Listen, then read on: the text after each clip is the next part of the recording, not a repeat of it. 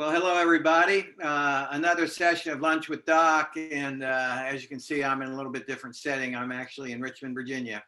And as we kind of move forward, we're looking at different ways to do things and try to create really good situations for all of you. So we thought maybe one of the things we could do is to work on one of the three elements of our mantra: connect, prepare, lead. And we wanted to make sure that we gave everybody as many opportunities to connect as possible. So through the good work of Cheryl Hanks and Michael Ruitt, we have put together this initiative, which we're calling Connected. And what we're going to try to do is just randomly put people together as you move forward in your careers. I think one of the things that you'll notice is your ability to network with people and gather a group of associates will always serve you very well. You never know when that one individual that you've met somewhere or somehow or get to know is somebody who can really help you in your career. Plus, I think it's good just to have the ability to know more people and have that ability to connect with them. You know, you may connect with them for 10 minutes now, but it may turn out that down the road, you know, there may be something that comes up, or you may want to deal with a certain school and they're there. So I think all of those things really start to bring value. So that's what we're going to do. And eventually I'll turn this over to Michael Ruitt. But one other thing, I wanted to kind of share with you is as over the last, I guess, month, started to do these podcasts from the locker room with Coach and Doc, and doing that with, Mike Smith, who was the Atlanta Falcons head coach for 7 years, 3-time NFL Coach of the Year. It's been really interesting. And so a couple of the takeaways that I've got from this, I think, can really benefit all of you who are listening. So I'm just going to kind of throw this out there a little bit. But one of the things that really impressed me so much, and if you haven't had a chance to listen to this, our most recent one, it's with, Coach Ford. Is he does that every day, and he'll take his list to do of all of these different categories, of all these different groupings of people. And then he keeps those every day, and then he goes back and looks over it every week. He reviews it. So I thought that was really interesting and something that we could all, take away from that. Unfortunately in my career, I never did that. I'm really bad about that, so I think I have no records. I have no history of anything because I'm not very much like that.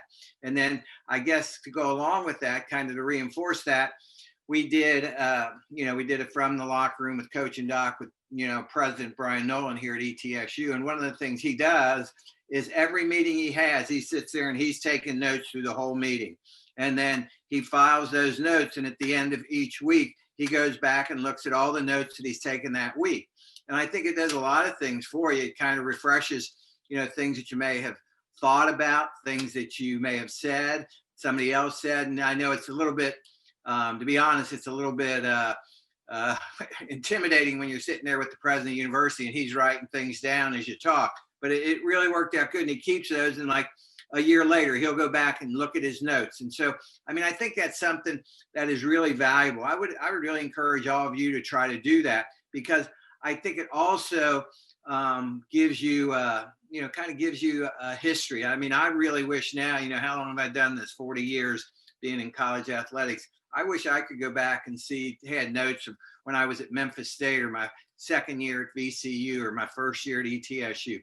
So I would encourage you to do that. And it was kind of funny, in one of the sessions, Coach Smith also said that he plans, when he was coaching the Falcons, he had a 365-day calendar where he would script out all 365 days and the weeks and everything that he had planned to do. And then he kept that, and then he'd make notes on that calendar. So I think one of the things I hope all of you start to do is chronicle all the things that you've done, all the relationships that you've built, all the ideas you've come up with, because I think down the road, they'll be extremely valuable. And I think you'll really appreciate that you've done that. And just with Coach Forbes, seeing him do it.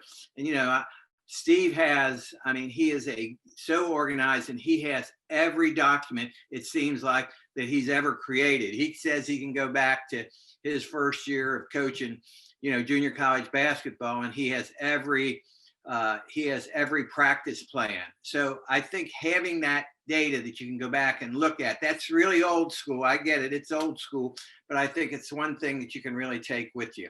So that was just something I wanted to throw out there. It was fresh in my mind, so I wanted to throw that out there. But now we're going to kind of get into this, our connected piece of Lunch with Doc. And one of the things we want to do down the road is we want to do a bigger speed dating situation where maybe some night we would take an hour, hour and a half, excuse me, where, people can go back to the speed dating concept.